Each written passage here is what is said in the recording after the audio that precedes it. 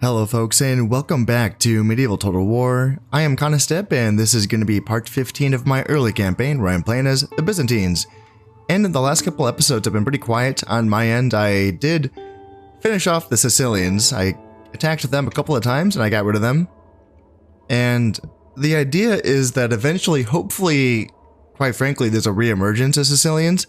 And then I can go back to trading with this province and then perhaps even Malta as well, if that reemergence were to take Malta. Now, that does, of course, depend on the fact that I'm hoping that they did have an heir that had not yet come of age when I exterminated his family. So if that's not the case, then there's not going to be a reemergence. But fingers crossed, we will see if that can happen. I mean, loyalties, you know, it's rebels. The loyalty doesn't matter. So that's the hopes. Also, I'm still at war with three factions, the Hungarians being one of them, despite the fact that they only have Wallachia and Carpathia. I know that they have Carpathia because it says it here. They own Carpathia.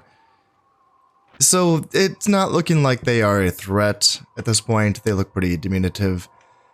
I kind of feel bad. I kind of wish that the Germans were not on my borders in force, because then it'd be easier for me to get a ceasefire with them once this crusade dissipates. But as it were, we are going to be at war with each other for a very long time. You know, that is at least until someone else can take these provinces off of the Germans. And yeah, we'll see if that can happen at some point. I don't know. You know, the Germans are looking stable, which is more to say than any of my previous experiences with the Germans. Currently, no one's at war with anyone except me. You know, everyone's... this is kind of how I ended my last episode, so... yeah, I'm just going to be reiterating some things here. But yeah, the Almohads and the Spanish still are pretty chummy. The French and the Germans, you know, the Danes aren't doing anything. The Poles feel like they're kind of trapped, I guess. And the Novgorods are the only faction really expanding. You know, they own a lot of territory up here in the northeastern part of the map, and they just have these two territories left to conquer, I think. Yeah, Volga, Bulgaria, and then Khazar. These have some pretty decent armies. I don't know if the Novgorods will end up being able to take these provinces. A lot of cav. In fact, some feudal sergeants as well. Can these... the rebels in this game kind of confound me a little bit, because there's no inn here, so those aren't mercenaries. They're just straight up training feudal sergeants. I thought that was only available to like Catholic factions. I'm kind of confused by that. Yeah, and some urban militia as well. Yeah, I don't know. That's interesting. It's interesting. It's a decent little army there. And yeah, then they have some step heavy cav as well. Some armor upgrades too. Like, Jesus. Yeah, like this is... the rebels don't just sit around. Like, if they have some resources, they will use it. Yeah. Yeah, some decent generals. A 4-star general, 3 or 2 stars down here. I don't know if the Russians will be able to take these provinces. These might just kind of stay in rebel hands for quite a while. Yeah, we'll see. We'll see. But I'm still... the fact that, like, I'm at war with 3 factions, but I'm still making over 9,000 florins. That feels pretty good. That's not even including the entire, like, all of the sea regions. There's still a few more ports that I could potentially trade with if I can clear out some French boats. I'm still taking my naval expansion pretty slowly so that I can make sure I win my engagements with the French fleets. Their boats, pound for pound, are better than mine, so I have to make sure that I'm really pushing out in force right now. At least until I can get some better boats out on the water, and that's gonna be until I have to wait for that compass event. And I don't know, I feel like it happens relatively soon. It does happen before the year 1200, I believe, when the compass was invented. So that would be nice if I could get some... is it the fire galleys? I believe is going to be my tier 3 boat, and that will help me change the balance in the oceans in my favor a little bit, at least until they get their tier 2 boats in the water. And their tier 2 boats, I believe, are better than my tier... It's weird calling the fire galleys a tier 3. It's not really a tier 3. It's just that I start the campaign being able to build 2 tier 1s. of each. You know, they're very similar, the Dromon and the Galley, but they kind of have a little niche to fill for each of them. The Dromon's more of a better trade ship with a lower upkeep and a higher speed, and then the Galley being just a little bit, you know, heftier in the defense department, but then a little bit more expensive on the upkeep, but then cheaper to build. So yeah, it's a really interesting little niche that each of them fills, and neither of them could be called a tier 2. They're both, you know, they're both a tier 1 boat. So I guess you could call my Fire Galley, which is my tier 2, and then the Western Catholic factions will be getting the Caravel as their tier 2. And I'm pretty sure, again, that's going to be like pound for pound better than my Fire Galleys. But if my economy is good and my boats are and my buildings are ready to go, then I can get a head start on that, and I can just get a bunch of Fire Galleys in the water and yeah, try to make this easier on myself to expand in this direction. It's already going pretty well. You know, the fact that the French only have 3 boats in the water, that's fine. You know, looks like I'm going to attack this boat, and I have a 3-star admiral, 3 galleys, 2 Dromons. Like I should win that, right? You know, 5v1. And then, you know, I can attack this boat in the next turn with my 3 boats. Hopefully that's enough. Yeah, we'll see. And I don't need to worry about this one right now. I don't need to go into these waters. Like this, the Irish Sea is not important because I can't trade with the French anyway, so it's not none of my business, you know? But if I can go up here and trade in the Norwegian Sea and Skagerrak and the Baltic, there's, what do we got? 1, 2, 3, 4, 5 ports that I could be trading with, and that would be really nice. That's going to be a nice little boost to my income, which is already, as I said, pretty gosh darn healthy. And that leads me to my next point, which is, how's my infrastructure going? Pretty well, I'd say. Pretty well. I'm kind of taking a break from training my Trebizond archers and my spearmen just to kind of give my economy a good chance to build up. You know, I'm sitting at 81,000 florins. That feels good. I like that. It feels healthy. And as I've mentioned, my income also feels healthy. So I don't want to really, you know, break into that by getting just a bunch more spears and Trebizond archers. I will need them. You know, my basic tier 1 spearmen, it's the only spearmen that I can train naturally without using mercenaries. So I will always need them. And as my facilities get more improved so that I can get, you know, I have to imagine there's going to be a building that gives +1 valor to my spearmen. Would that be like the Master Spearmaker, I think, is my guess. And then also, you know, with some armories as well, or armors. What are they called? Armorers, yes. Yeah, getting these going as well, just to give my, you know, basic spearmen just a little oomph to them and give them some better protection will be useful. And then, yeah, also the morale buildings, the churches. Yeah, those two.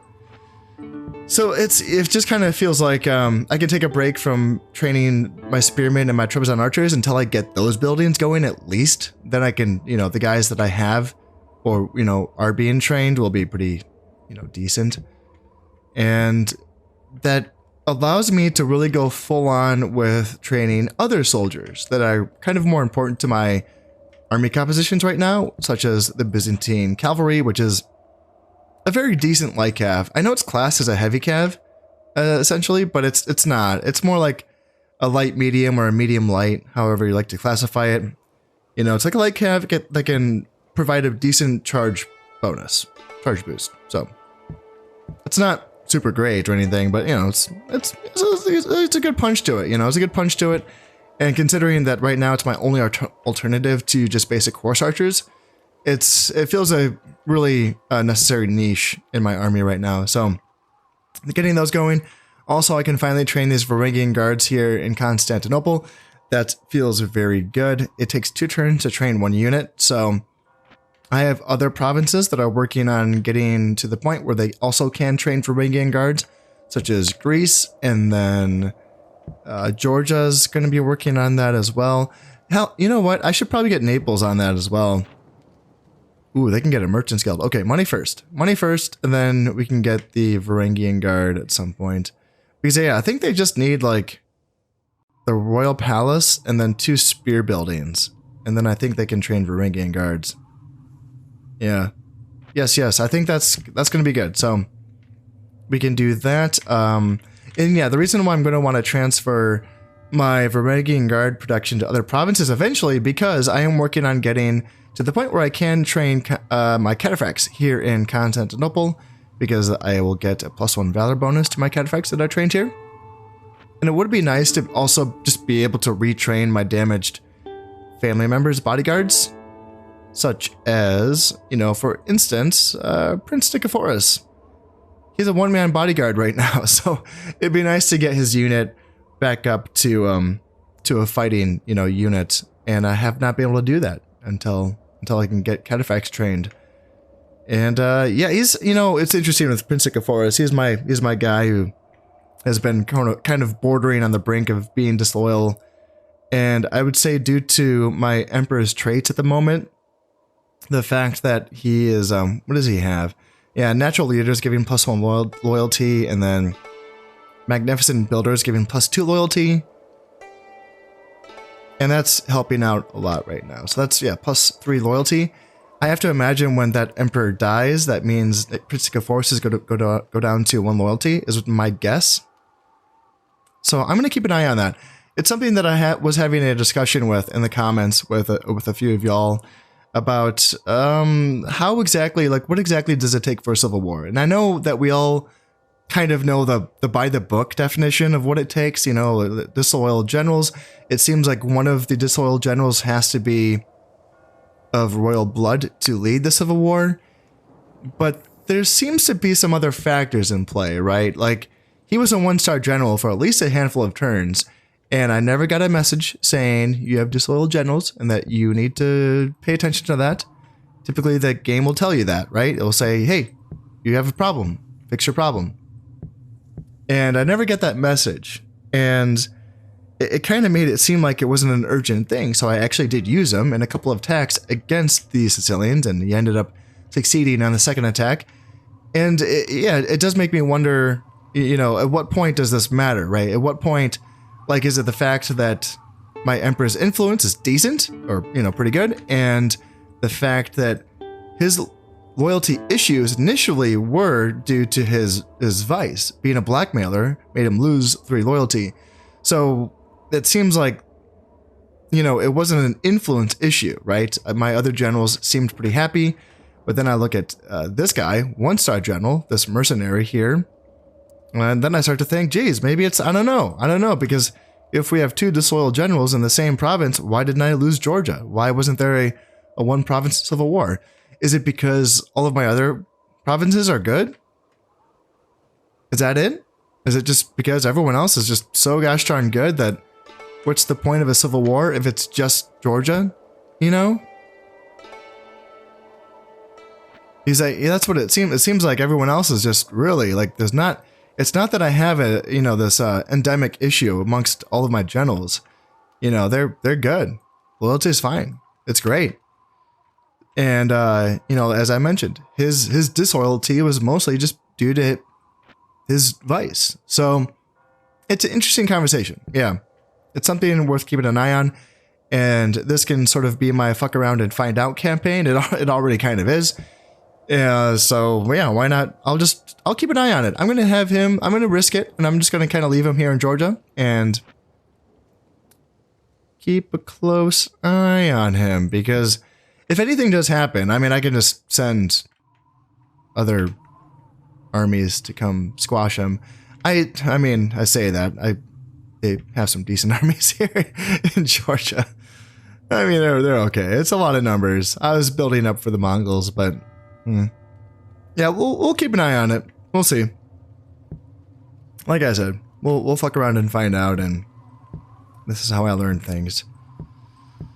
So let's see. So as far as what am I building up to, right? I mentioned cataphracts here in Constantinople. I'm working on getting up to Pronoai Allagion here in Nicaea. It looks like I think I just need the Spearmaker's build, and then I can get those. So in 6 turns, I can start training those Pronoai Allagion, and they're a solid medium cav unit. You know, again, they're probably classed as a heavy cav. They are very close in stats to the Catholic faction's feudal knights, which is their first heavy cav unit that they have access to for most of them. And the stats are very similar between the two units. They have identical attack and defense, I believe. I think that the armor for the Pronoai Allagion is a little bit higher. And then I believe that the charge bonus for the feudal knights is a little bit higher than the Pronoai Allagion. But then the Pronoai Allagion does get this valor bonus for being trained here in Nicaea. So that's going to make them, you know, good. And I think also the recruitment is very similar. But I think the recruitment cost and the upkeep for their Pronoai Allagion is a bit more than the feudal knights, but not by too much. I don't think. But anyway, yeah, it's good. It's going to be a solid unit. It's not going to match up well against the late heavy cav units that are available to the Catholic factions, like the chivalric knights and the Gothic knights and all of that fun stuff. It's not going to match up. But it's something that maybe, again, with as long as I keep up with my military infrastructure, with my armors and my morale boosting buildings, then maybe I can kind of stay in the game with that. And the key is going to be, you know, in situations where I am outclassed in the cavalry department, then don't play offensively with my cav. You know, maybe I have to play defensively with my cav and use them essentially as a sweeper unit that can plug holes in my infantry lines, and I'm sort of maybe defending more on my infantry or maybe my skirmishers winning battles instead of my cav. And yeah, that might be the play going forward with that. So, and a really good unit for that will be using my cataphracts. With its super high armor, they are the perfect sweeper unit. You know, their unit just going to be made for plugging holes in my lines. So that's going to be that. I am also going to be working on getting some Byzantine cavalry, which is going to be my skirmish cav, which is going to be a bit of a heavier skirmish cav than my normal horse archers. A bit slower than them, but you know, decent in melee. I will be getting them going here tonight. I'm quite a ways away. They do take a few buildings to get going here, so I will get that going here tonight. And then I want another province that I can train Byzantine infantry in here in Palestine as well. So I think that's going to be the play. And then, let's see. All of my economy provinces are still working on... Yeah, let's see. This is not a master. Yeah, master merchant, I think, is the 4th tier. And that's going to be the last merchant building I believe I can build. So what am I making now with my landlocked trade provinces? Yeah, it's only 741. It's not crazy, is it? And then what about Armenia's only making 521? Yeah, I don't know if that's worth it. Syria's making 438, but they're just on the tier 1 or tier 2. This is just the tier 2. Tier 2, yeah. So let's get that tier 3 going here in Syria, and then let's start building citadels here in Edessa, and Armenia's already working on it. They're ahead of the game. They got it going on. Lesser Armenia's working on getting my agents going, so I am training bishops or priests here, but I can also train assassins if I need to, and I'm working on getting my first brothel going so that I can finally train spies, and I'm very much looking forward to that. I really want spies. I love using them, and I want more of them. In fact, that's probably going to be something... Yeah, Syria is going to be training assassins eventually, because this does have a hidden bonus, a valor bonus for assassins. I want another province for spies at some point. Maybe I'll do that with one of my islands. My island provinces can double up as spies / boats, maybe? Or maybe I can do that here in Arabia. Arabia's not really doing anything right now. And moving on, it looks like we have ourselves a Byzantine-centered event here. This is going to be the Court Poet. A composer of elegant poetry for the Byzantine court, Theodore Prodromus also composes romantic verse, novels, and even, so it is rumored, satirical ditties in Greek for everyone to enjoy. That such a talented man is in the imperial court adds a luster to the throne and grants +1 influence and -10% zeal. That sounds pretty good. Yeah, I'll take that influence. Thank you very much. And what do we got? A very loyal general down here and a chivalrous general here, +2 morale. That's going to be pretty nice. Looks like that's not an actual leader, though. And yeah, +10 happiness and +2 loyalty for this guy. Love it. And I am bulking up here a little bit here in Serbia, just because the Germans do have a triple stack here in Croatia, in addition to their crusade as well. The crusade is still sitting with 1,300 men left in it, so it's going to be quite a while before that does go away completely. The French, however, are down to, they have less than 400 men in their crusade. So hopefully in the next few turns, you know, maybe in the next, well, hopefully less than 10 turns, that French crusade will be finished.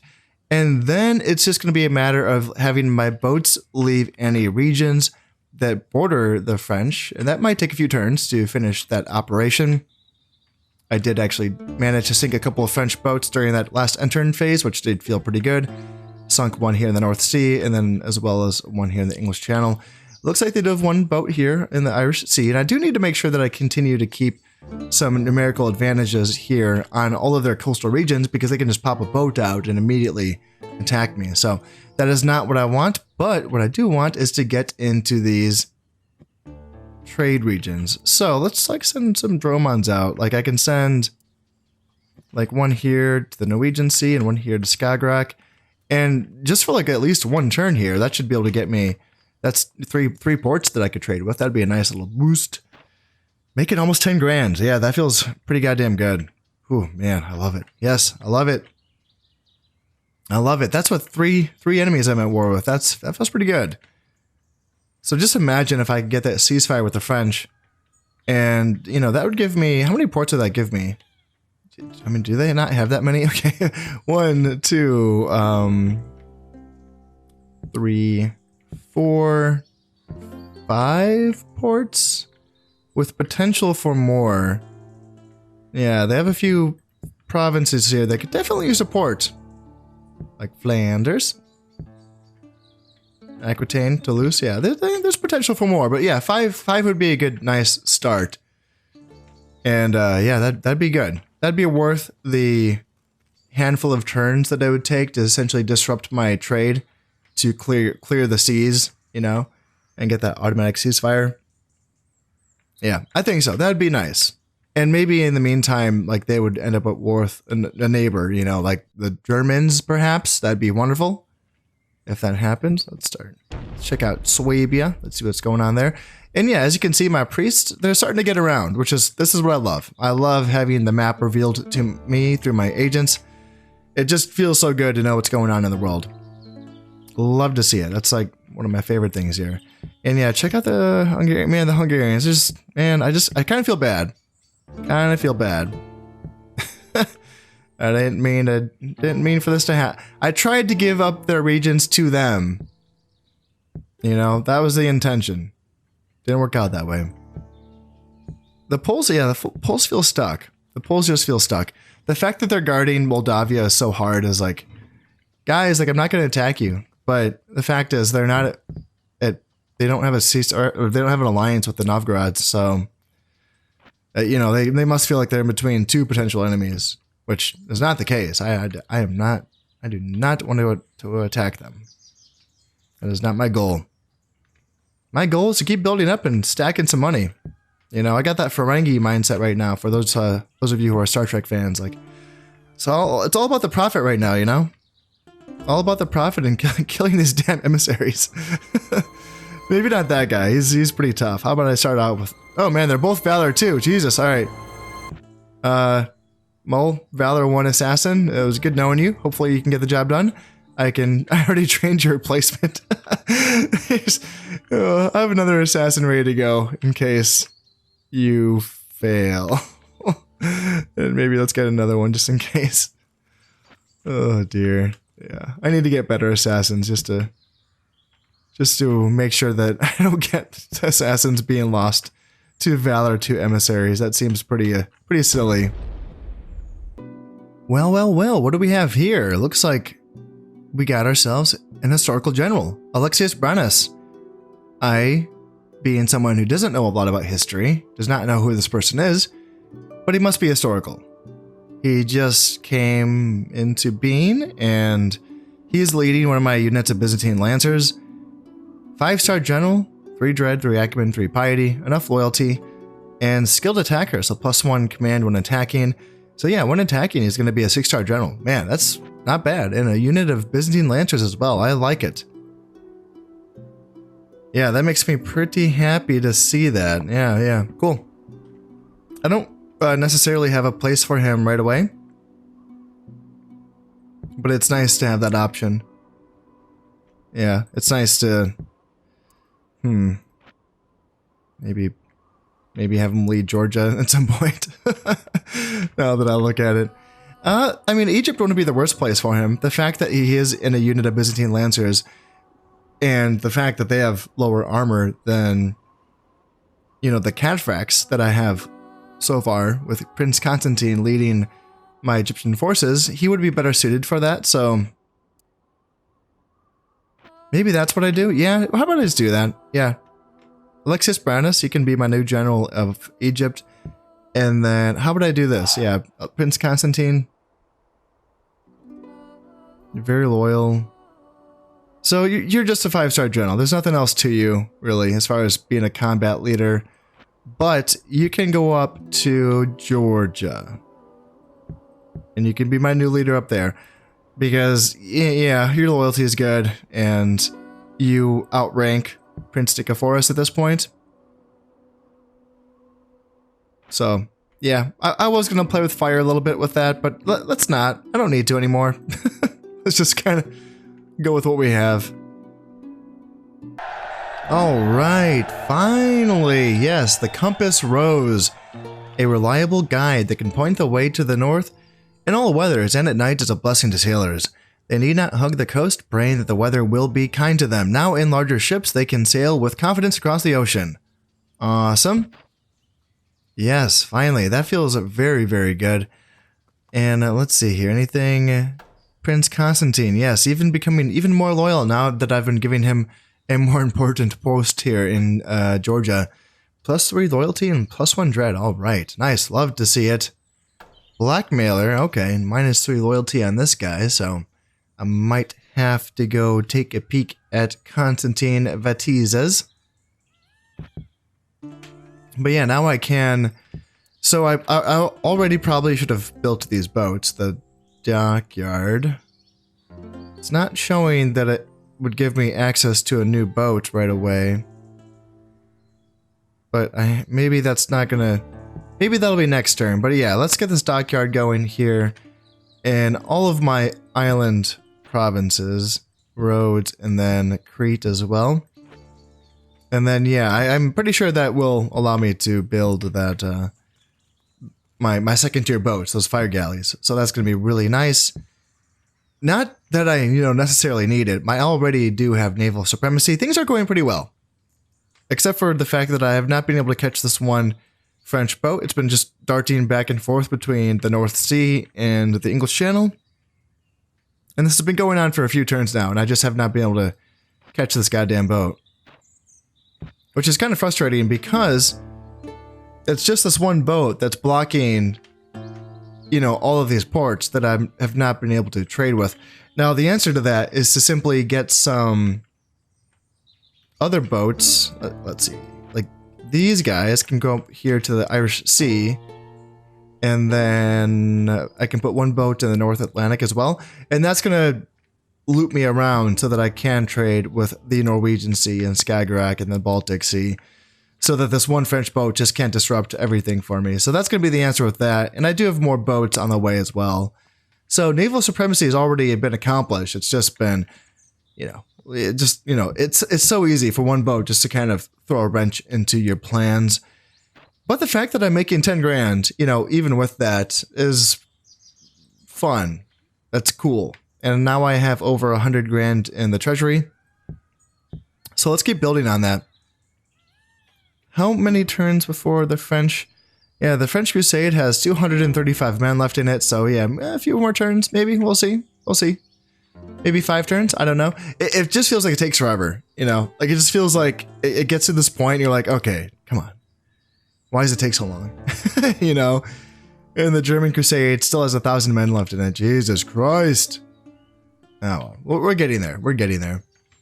We're not going to have peace with the Germans anyway. It's just trying to get to the point. Oh yeah, I forgot. Let's check on influence. Like, how are they doing? So 5 influence on the German Emperor. So he's getting old though. That's the thing. So there's a good chance that the influence hit from a failed crusade for the Germans is going to take effect on the new emperor. That would be my guess, maybe. And then as far as the French, though, how about him? Yeah, he only has 4 influence. Oh, he's also super old, though. King Henry II. Yeah. Yeah, he's going to die in a year now. It's going to be interesting. Like, you know, I wonder if a civil war in either of these 2 factions would happen before they even go to war with anyone. I was looking at their armies, both the Imperials and the French, and they look relatively well balanced, you know?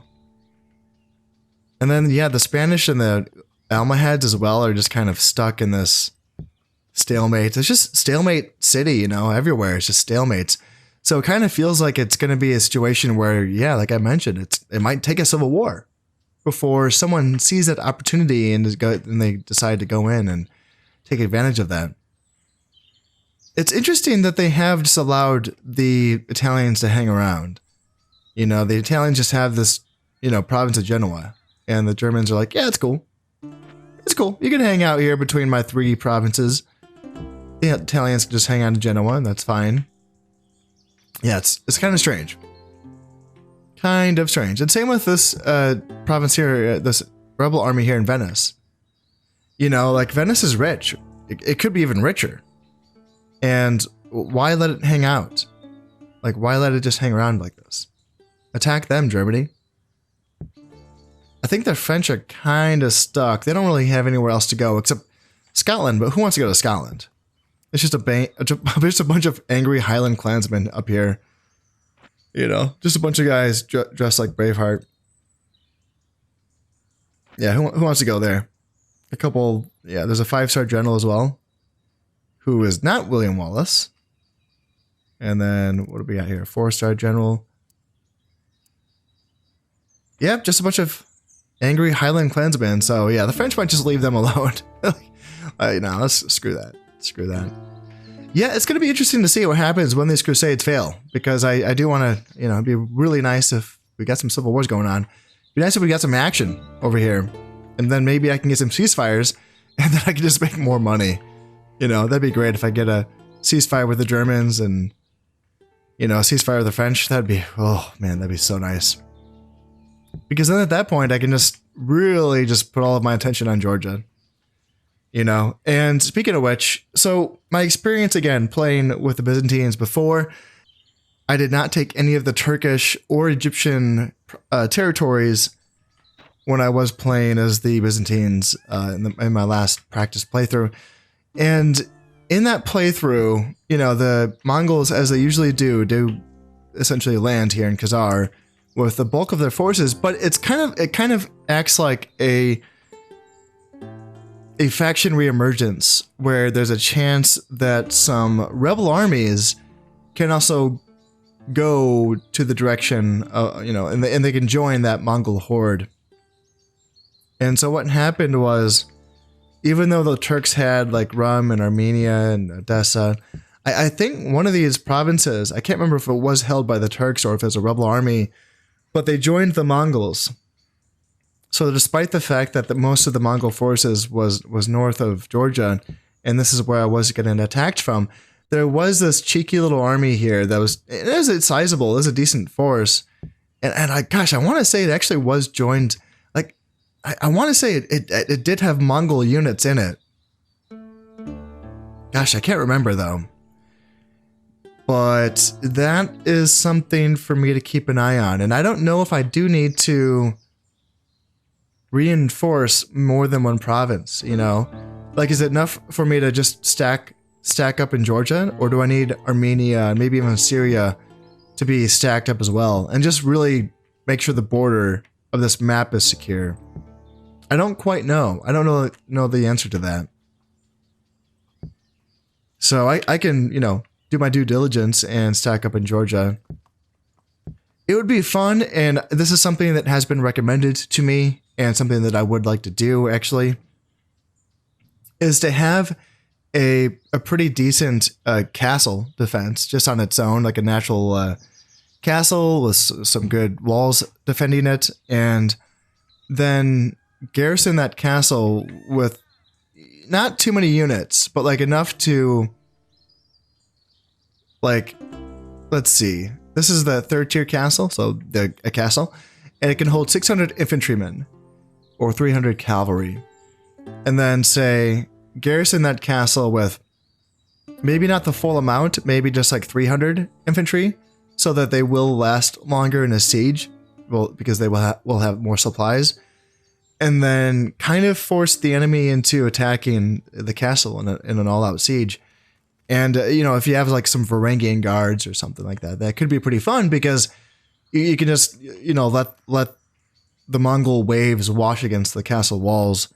And even though it might lead to a defeat on my end, it could lead to many, many losses on theirs. So that's an idea. That's definitely an idea, is to have the bulk of my forces here in Georgia, but then just have a couple smaller garrisons, maybe in Armenia and Syria, just to do my due diligence and see if they come in. And if they do come in, I'm not totally screwed. You know, I can just retreat to the castle and make it a potentially treacherous attack for them. Now my Spearmakers Guild has finally been finished here in Nicaea, and this is going to allow me to finally start training up these Pronoai Allagion. Check them out, yeah. Look at them. So even the coffers of the Byzantium, god damn it, why can't I read? Of the Byzantium are not bottomless. So the mercenary Pronoai Allagion are paid in land instead of money. These men are the Byzantine equivalent of heavy knights, part soldiers, part local rulers. With mail, armor, lances, and horse barding, they are as good as many Western knights. And they are. I've already described how they stack up against feudal knights, but then how do they stack up against the Byzantine lancers? Well, they kind of render the Byzantine lancers a little bit obsolete. Their stats are very similar, except that they have better armor and better defense, I think. I think it's like better armor, defense, and attack, and morale. Like, they're just better in every way.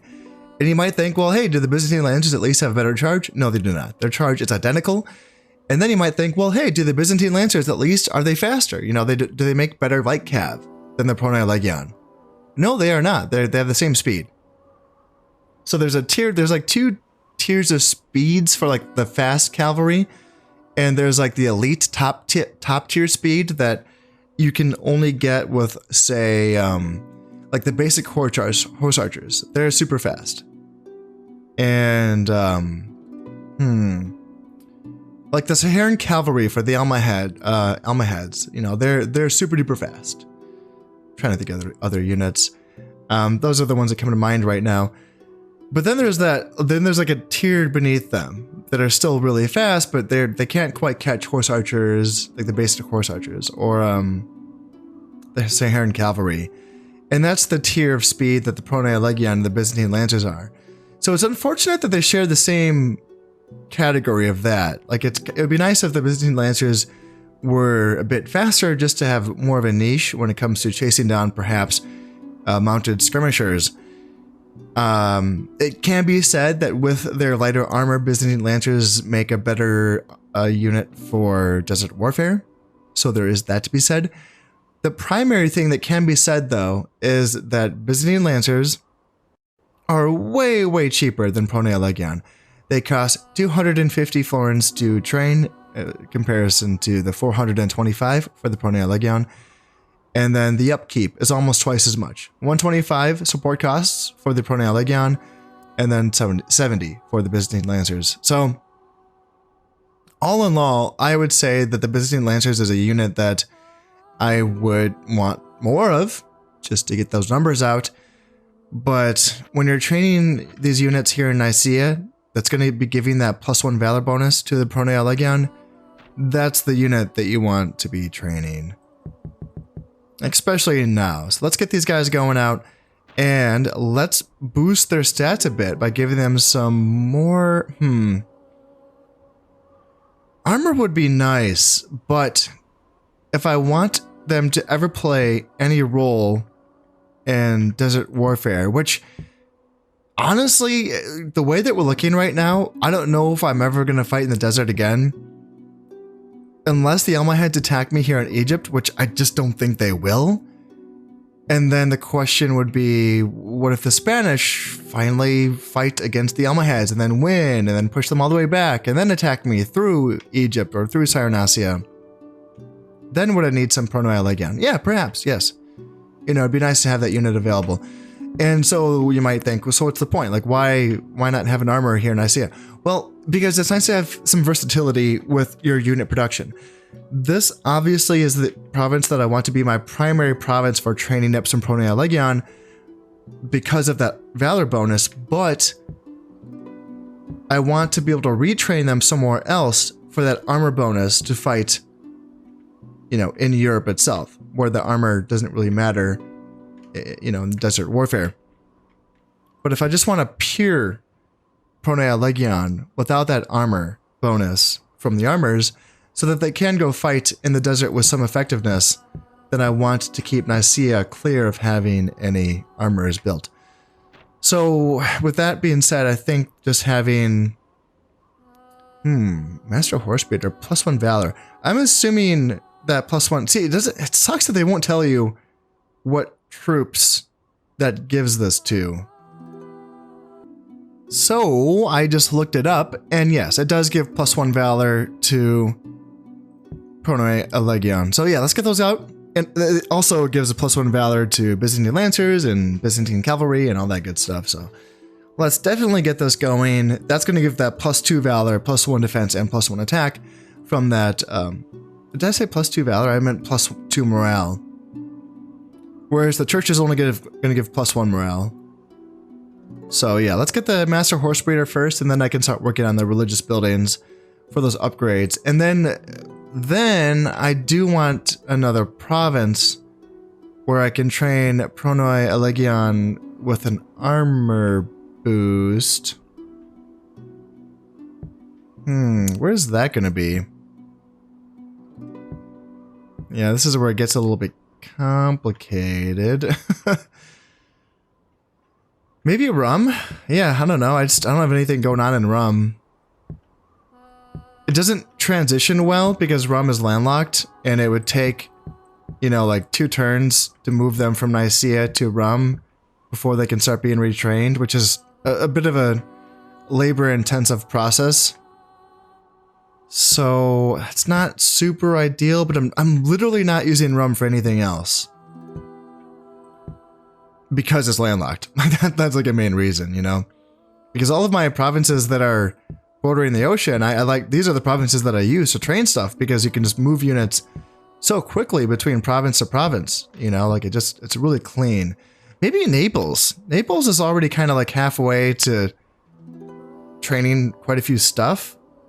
And I don't know if I ever had a plan for Naples, really. I mean, other than making money, which it's, you know, it's making a fair bit. But as far as military goes, I just started making Naples a military province just because I needed to, because it was still isolated from the rest of my empire at the beginning. So I just started building military infrastructure here just for that purpose alone. But then once I felt confident it could defend itself, it's sort of been just kind of hanging out and not really having any direction. And maybe that's what I can do here, is get it going. I already forgot what buildings I need. I'm pretty sure I do need the Spearmaker's Work, the Spearmaker's Guild, which is the 3rd tier. Yeah, so let's do this, and then is it the Horse Breeder? Horse Breeder's Guild? Fuck, I already forgot, but yeah, let's get that going here.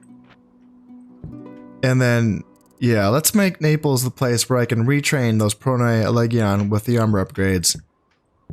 And that'll be pretty slick, I think. Building a monastery is also going to be an interesting option here. I'm looking at Trebizond right now because this is where, of course, I train my Trebizond archers. And it is my understanding that this morale bonus of +1 will stack with my other religious buildings, like the churches, because they are different chains, essentially.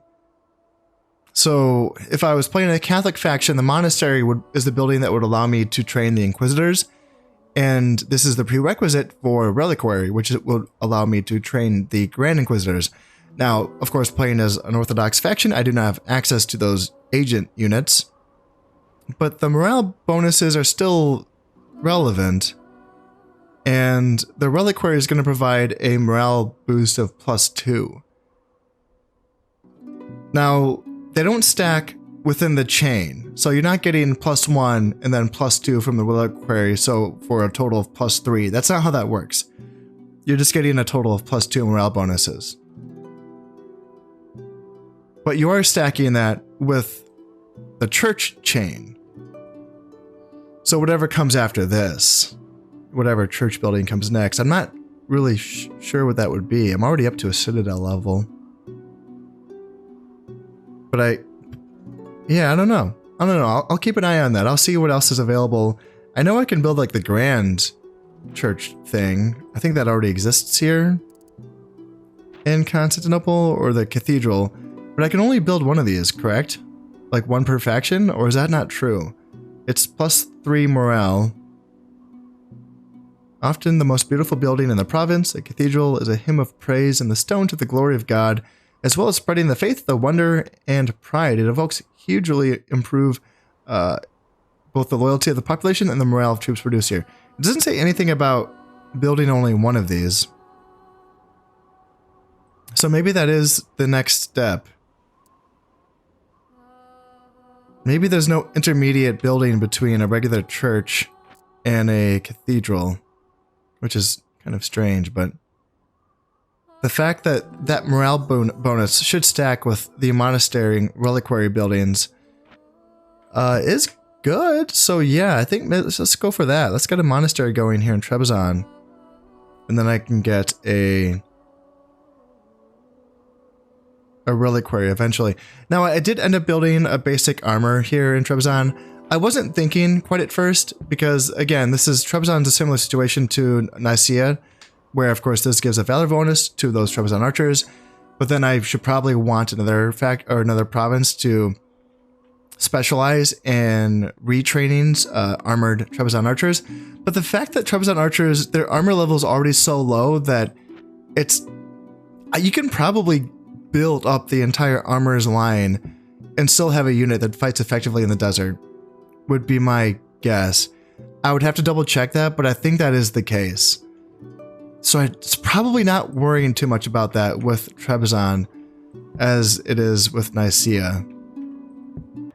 Well, check this out. I finally did get some boats up here in the Atlantic Ocean and the Norwegian Sea and the Irish Sea, of course. And that kind of forced the French boat to get out of my way because he was blocking the English Channel in the North Sea. Now he came up here to try to block this boat, which I will have to try to deal with him. I have not been able to sink this French boat for like 5 turns, maybe more.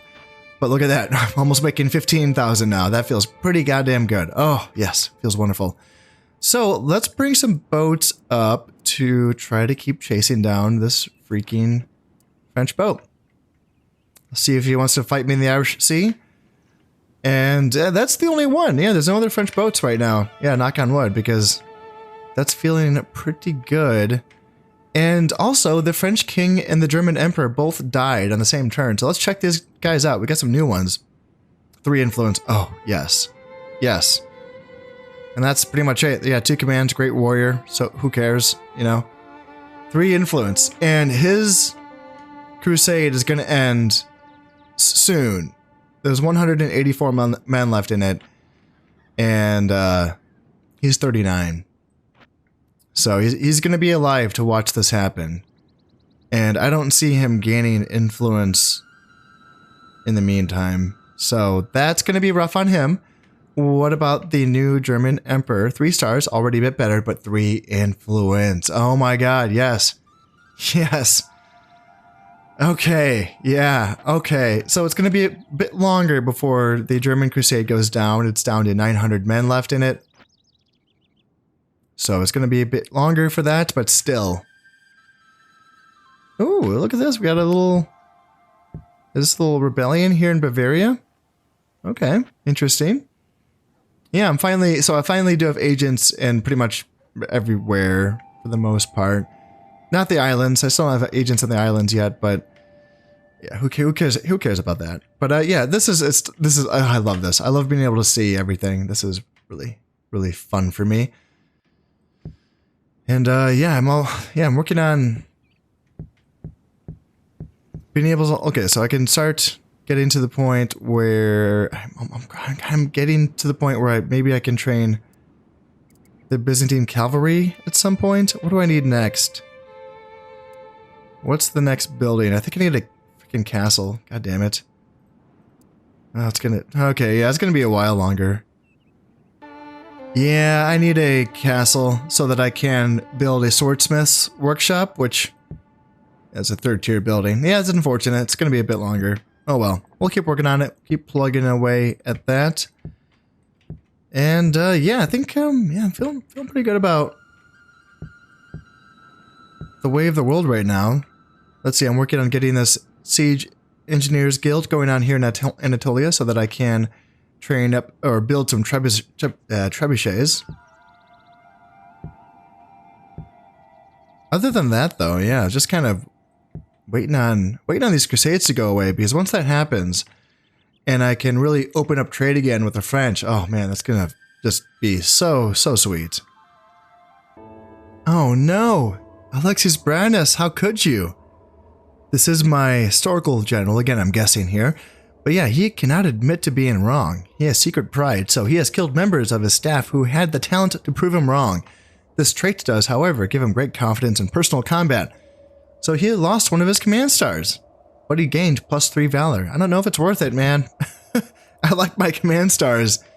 That's going to give a boost to the entire army. And yeah, as it is. I mean, okay, 5 valor is good. He has 5 valor. That's pretty gosh darn good. And he still does have skilled attackers, so he would be a 4-star general if he was attacking. I don't know if secret pride, is that one of those traits that has a chain to it? So is this going to get worse? I'm not completely familiar with all of these things, so that's going to be worth keeping an eye on that. See if he improves or maybe even gets worse. We'll have to see, but now it would appear that Alexius Brandis would prefer to go the route of politician than battlefield commander because he is eloquent. He has the gift for being able to talk himself out of any difficulty, making it hard to fault his religious views, and making him a persuasive administrator. +1 piety and +1 acumen. Well, good for him. Maybe I can use him as a governor at some point. Later on down the field, oh yeah, homelands, yes. We've reached our next goal, 1175. And we scored 20 points. That's just off of homeland itself. I do believe I was able to score another 2 off of my conquest. So let's check it out. See how we're doing. Yeah, we are just crushing it right now. 75 points for us, the good guys, and then the competition, the Alma heads are 20 points behind, and then the Germans are a few more points behind. So yeah, we're doing pretty well right now. And I do want to play at least just one more turn so that I can see if the glorious achievements goals do change for the next stage here. The next counting period is going to be the year 1205, and that's going to be the beginning of the high period for this campaign. So that's going to be pretty exciting because that's going to be getting down to crunch time to prepare for the Mongols. But until then, we do have a bit more time left, right? Like, we still have some time to... Come on, this French Crusade has to go away. I was hoping it was going to go away during this episode. There's 123 men left. It's just lingering. It's just lingering. Come on. Call it. Just call it, guys. Go home. Speaking of go home, where did the French king go? Yeah, 3 influence. I want to see a civil war. That'd be so cool. Speaking of civil wars, like how's the Spanish have 4 influence and the Almohads 5 influence.